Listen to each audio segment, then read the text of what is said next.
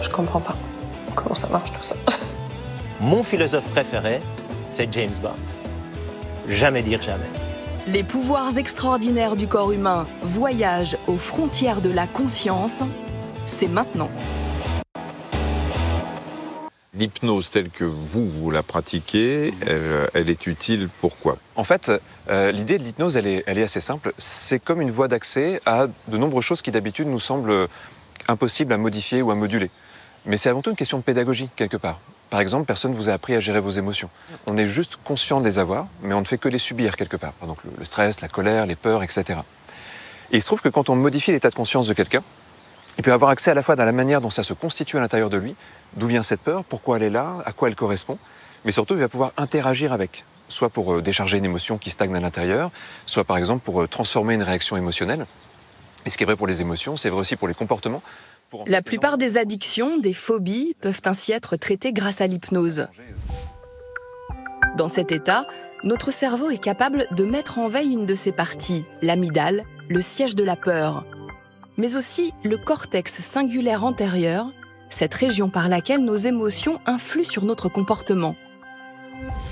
Nous sommes 80% à être réceptifs à l'hypnose, et pour les 20% restants, il suffit parfois d'une séance supplémentaire pour tout débloquer.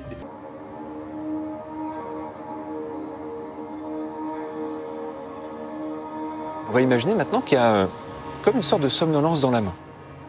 Vous êtes-vous déjà fait hypnotiser ? Si la main elle s'approche du visage, eh bien, la somnolence elle va commencer à se diffuser aussi dans le visage. Elle va commencer à se diffuser au niveau de la tête, des yeux, comme si le corps apprenait à rapprocher une sensation de somnolence. Et quand la main va toucher le visage, vous allez avoir la sensation que cette sensation elle grandit à l'intérieur et que vous partez dans un état qui est très très agréable. C'est un des états modifiés de conscience les plus connus, dont l'efficacité est attestée jusque dans les blocs opératoires, pour minimiser la douleur et les effets secondaires. Mais l'hypnose a bien d'autres vertus. C'est ce que nous allons voir avec Kevin Finel, hypnothérapeute. Puis à un moment donné, les yeux vont se fermer. Et vous allez avoir la sensation de partir un peu plus loin à l'intérieur de vous-même. Et tout doucement, le corps va commencer à se relâcher encore un peu plus, comme si tout était extrêmement calme et extrêmement doux. Kevin discute avec Adriana et Michel depuis 5 minutes. L'air de rien, il a plongé Michel dans un état d'hypnose. Le voilà plié en deux dans une position pas franchement naturelle. Mais dans un état comme celui-là, on peut vraiment approcher une expérience qu'on aime, une expérience qui fait du bien. Au bout de 10 minutes, Kevin fait revenir Michel à un état de conscience habituel. Enfin, et tout doucement, il essaie. Vous allez remonter. Comme si vous pouviez revenir vers le monde. Il aura fallu s'y prendre à 3 reprises pour que Michel revienne. Et vous allez pouvoir ouvrir les yeux en pleine forme.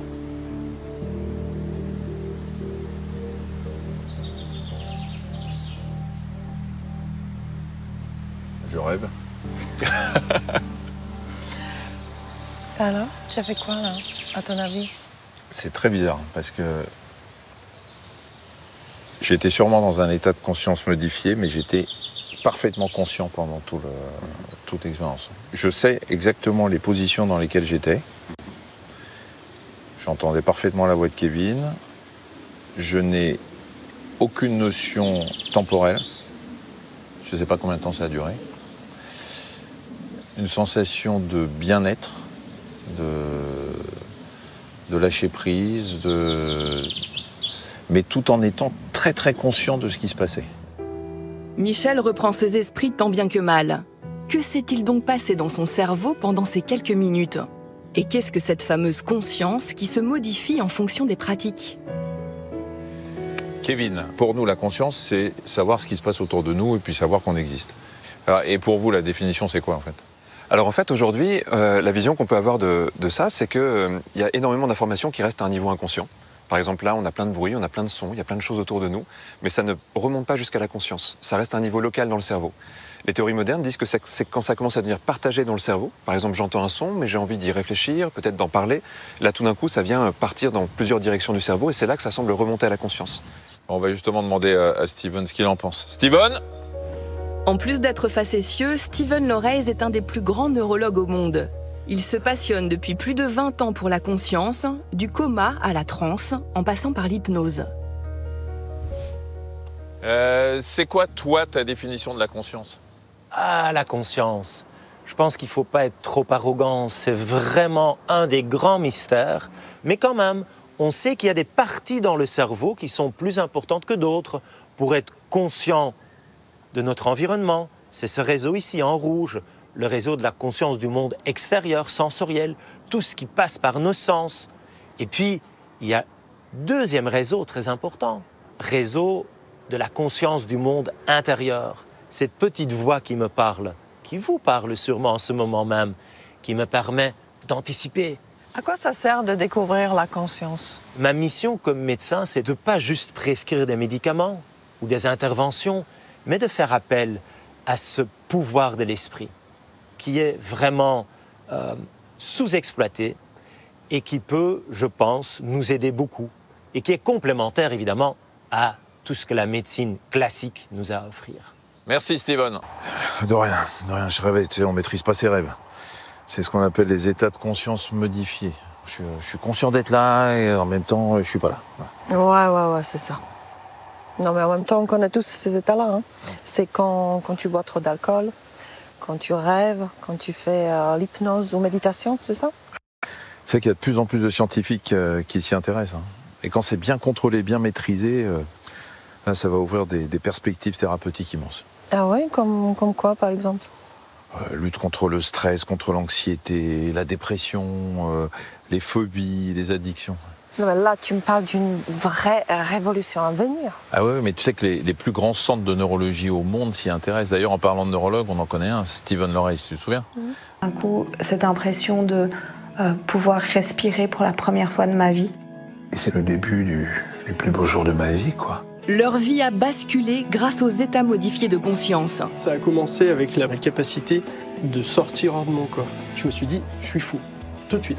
Pour moi, je pense qu'il y a un coup de pouce de l'invisible. Ouais, il y a un coup de pouce de mes copains de l'autre côté, quoi. Ça, c'est sûr. Hypnose, expérience de mort imminente, sortie de corps. Qu'en dit la science? Je suis profondément cartésien et scientifique, mais il y a des choses que j'ai vues et que je ne comprends pas. Nous vous parlerons aussi d'EMDR pour venir à bout des traumatismes. Je suis moins prise à la gorge. C'est pas une technique pour les petites natures, c'est-à-dire qu'il faut être prêt à revivre les choses. Et des champignons psychédéliques pour lutter contre la dépression. C'est une nouvelle vie qui commence, oui, une renaissance. Comment ces états modifiés de conscience peuvent-ils contribuer à nous guérir? C'est très certainement des médicaments du futur.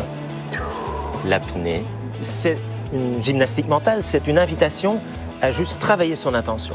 Si on ne le fait pas, c'est un rendez-vous avec l'histoire de la science qui sera manqué.